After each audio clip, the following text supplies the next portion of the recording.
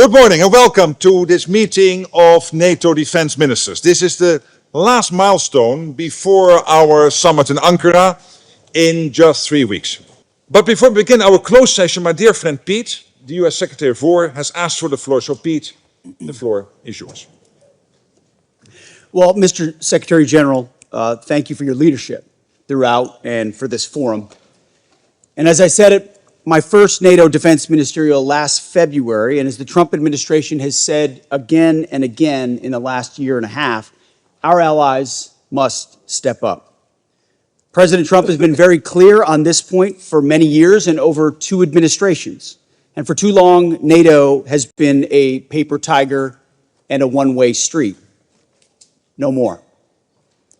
And that's what the Hague Summit is all about. That's what defense spending commitments are all about, transforming NATO back into a real military alliance that's focused on hard power and real deterrence, a NATO 3.0, modeled on the NATO 1.0 that won the Cold War, with our allies actually taking the lead in Europe's conventional defense.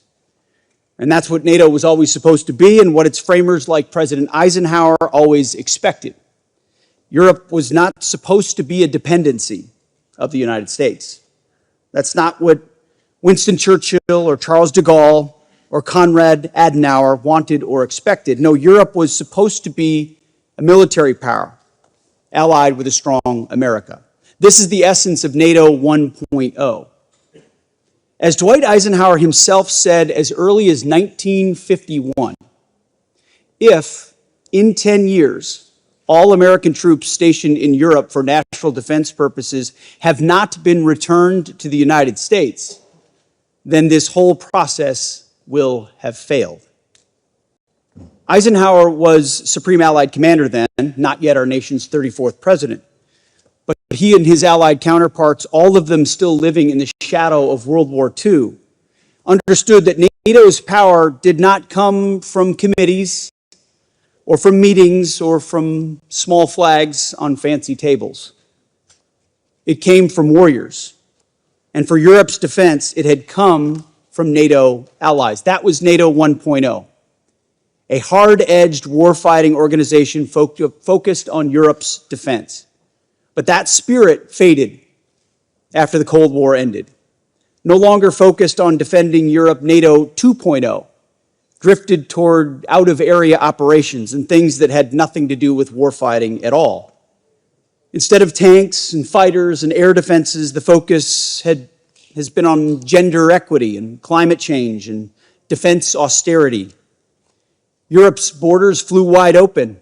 Welfare states expanded, defense budgets cratered, along with Europe's belief in itself and its civilization. NATO lost its way. NATO 2.0 was an era of distraction, deindustrialization, and demilitarization. It was an era of free riding. And those were lost years that we're not going back to. And that's why at the Department of War, we've been so clear and so candid to restore NATO's core military role and character. And that's why we've returned U.S. troop levels in Europe to pre-2022 levels with the redeployment of a brigade combat team last year and further reduction of 5,000 forces earlier this year. At the same time, it's why we've engaged with our allies so consistently. And it's why we've grown our own defense industrial base and encouraged to turn NATO 3.0 into reality, to return the alliance to its roots as a military alliance and ensure that it has the European strength required to sustainably deter aggression and, if need be, make good on Article 5. Some of our allies have gotten the message and stepped up. You know who you are, and we very much appreciate it. Last year, under President Trump's leadership, NATO set the new global standard for allied defense spending, 5% of GDP all in on defense. It's historic and it's transformational. And some allies are already well on their way to meeting this ambitious target, and in some cases ahead of schedule. And as you've seen over the last 6 months, President Trump is also committed to the United States defense spending, more than $1 trillion in 2026 and a commitment of $1.5 trillion in 2027. We will lead and exceed our own NATO spending standards. And I'm personally on Capitol Hill in order to make sure we do it. It's not do as I say, it's do as we do. Some allies are also getting serious about how they're spending on their defense. In May, the Department of War told allies that we're reducing our contributions to the NATO force model. We also explained how allies can and should backfill those changes. General Brinkowitz reports that some allies have stepped up accordingly, and it's a good start. At the same time, just last month, a small group of strong allies gathered at Bergen for a conversation about focused allied defense spending on the capabilities required to defend Europe even in the event of simultaneous conflicts worldwide. Again, more serious progress. On Ukraine as well, progress. Through President Trump's Pearl Initiative, allies have taken the lead in funding support for Ukraine's defense. The Ukrainians are holding their lines even in the face of sustained Russian assaults. We said it could be done, that our allies could lead, and that it would be consistent with Ukraine's defense. It is happening, and it's a validation of President Trump's approach, an approach that will set the table for peace.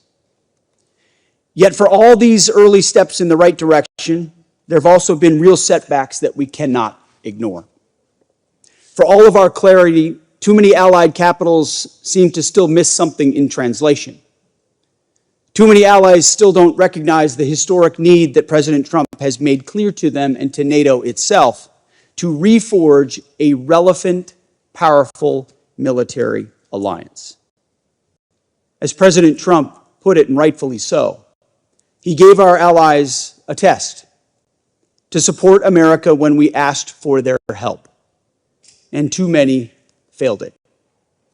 The United States has defended Europe for generations, and the president said, all he said was that our jets would need to take off from bases in Europe or our ships from ports to strike targets in the Middle East. Iranian targets that threaten European interests even more directly than they threaten us. But too many of our allies said no, or tried to drown us in arcane legal debates, or criticized us publicly for doing what they aren't prepared or able to do themselves. It was shameful. These allies, they put America's sons and daughters, our sons and daughters, at risk by denying them the predictable access, basing, and overflight that never should have been in question at all. In some cases, we had to shift capabilities from one country to another out of NATO allied countries altogether. There's no excuse for that. And that's not to mention the fact that some countries have yet to show a credible path to meeting their Hague commitments. Too much talk.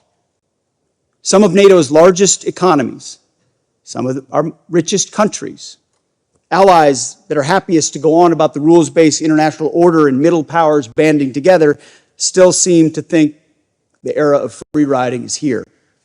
Eisenhower and Trump disagree. This isn't what the president or America expects from this alliance. This is not what any reasonable person would expect. And it's not going to cut it anymore. And so we're doubling down on our effort to make NATO what it always was supposed to be, a balanced alliance with Europe in the lead for its own defense, NATO 3.0. And to make that a reality, I'm announcing today a 6-month Department of War review that will examine America's force posture and basing in Europe. Up to 6 months, could be less. Let's call it the NATO 3.0 review. This review will be conducted with the benefit of inputs from the United States military, from European Command. It will involve consultations with the U.S. Congress and with our allies. But make no mistake about it, this will be a real review. It will be designed to ensure that NATO is moving fast and irreversibly toward Europe leading, stepping up to take primary responsibility for the defense of Europe, stepping up to ensure our forces are postured for America's global needs, and stepping up to make sure that our access, basing, and overflight are clearly delineated and assured. Any other country would do the same. At the same time, going forward, our annual NATO dues will be contingent on other countries meeting their defense spending targets. Where other allies do not spend with urgency, our dues contributions will go down. NATO will be a two-way street. It's only common sense. America cannot care for or pay more for Europe's defense than our allies do. And this review will think outside the box. Our national defense strategy states clearly that we're going to incentivize and enable our allies to step up and do their part. So we're going to keep a close eye on allies who are not doing that and who say no, or maybe, or wait and see when it matters most. It's a review that some countries will fail and others will pass with flying colors. In the end, the review is intended to both improve U.S. force posture and basing and strengthen NATO 3.0. It's intended to be constructive, as we have always been. There are no strategic surprises here. There haven't been. I've been clear with all of you since my first remarks to this body in February of 2025. President Trump has always done the same. Our direction of travel is and has been clear. This is the right thing to do by the American people. It's the right thing to do by this alliance. Europe can and must take primary responsibility for its conventional defense as it pledged at the Hague summit. And in the process, safeguarding Europe's defense for generations to come. We know our allies can do it, and it's time. Thank you. Thank you very much, Secretary Hegseth. Dear Pete, there's much to discuss and decide today to further strengthen our deterrence and defense. And with that, I want to thank the media for joining us, and we will now continue shortly.